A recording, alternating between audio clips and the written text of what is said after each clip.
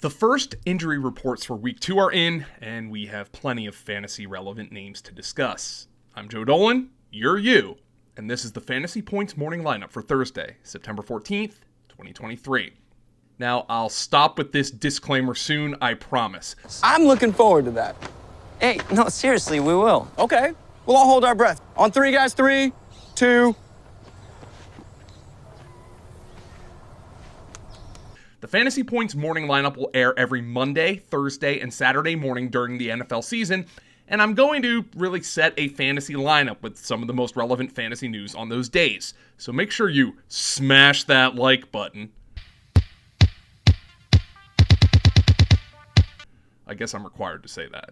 Now, any stats you hear in this program will be from the Fantasy Points data suite unless otherwise noted. The data suite is currently 75% off for the 2023 NFL season over at fantasypoints.com, and you can check it out with a free 7-day trial.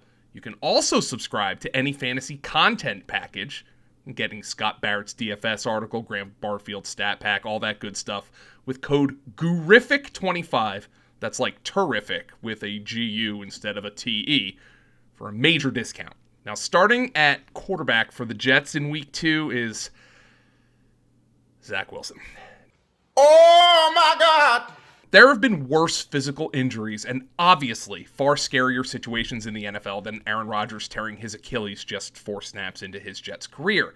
But I'm hard-pressed to think of anything in recent memory that sapped the collective euphoria of a single fan base or the attention of the entire nation of football fans like this. Now, maybe Tom Brady tearing his ACL in 2008 or Randall Cunningham blowing out his knee in 1991, both of which occurred in Week 1 for Super Bowl contending teams. Trent Green in 1999 was certainly consequential, but he didn't have the track record of a Rodgers or a Brady. Now, I'm certainly not expecting the Jets to rally around Zach Wilson and play good football the way the Rams did around Kurt Warner. And even if I was expecting that, it certainly wouldn't be this week in Dallas.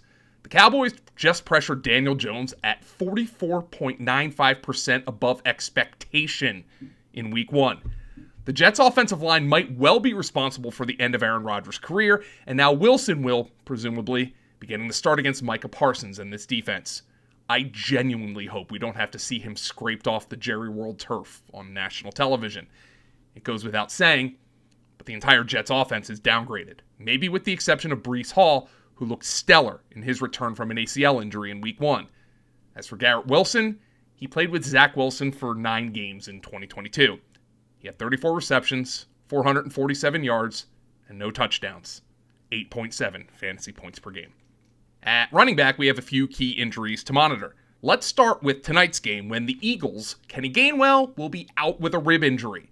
Obviously, Rashad Penny will be active, but I'm more curious about DeAndre Swift, about whom Coach Nick Sirianni said, quote, he'll be in that role sometimes where he carries the load for the game, and he'll be in that role sometimes like he was in last game when he got only 2 touches.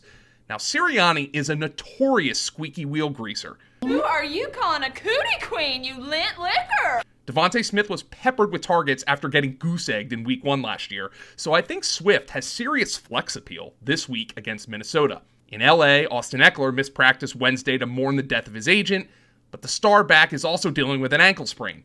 One our Dr. Edwin Porras fears could be of the high ankle variety.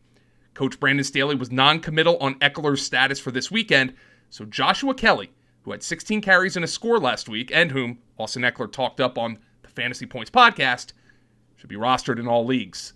Another guy who should be rostered in all leagues is Zach Moss, who has a chance to make his season debut for the Colts this week. Deion Jackson was awful in Week 1, and Evan Hull is on injured reserve. Moss, coming off an arm injury, is on the RB2 radar this week. Also worth monitoring is Aaron Jones, who missed Packers practice on Wednesday. Jones injured his hammy on a long touchdown reception in Week 1, but claimed after the game it was more of a bite than a pull of his hamstring.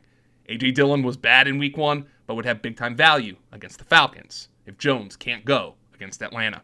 At wide receiver, some hamstring injuries. Again, now the Steelers' Deontay Johnson could miss up to 4 weeks with his Week 1 hammy pull, per Jerry Dulac of the Pittsburgh Post-Gazette. The Packers' Christian Watson was once again a non-participant in Week 2 Wednesday practice, though he did some rehab work, which is more than he did last week. Romeo Doubs was limited with his hamstring injury, though he played in Week 1 and scored twice, while on a pitch count of around half the Packers' offensive snaps.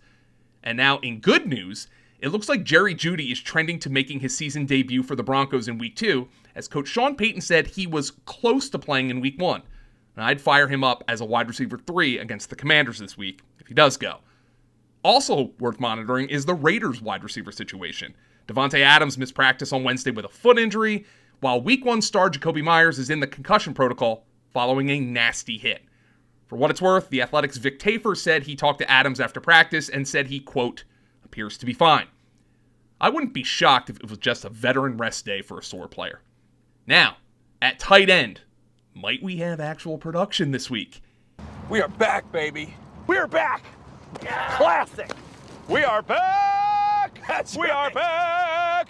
In Week 1, 2 tight ends hit double-digit fantasy points in half PPR leagues. Can you name them?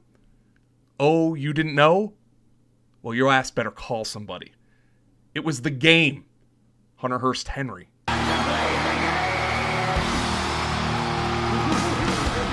And the cerebral assassin, Hayden Hurst Helmsley. Why, Triple H? You son of a bitch!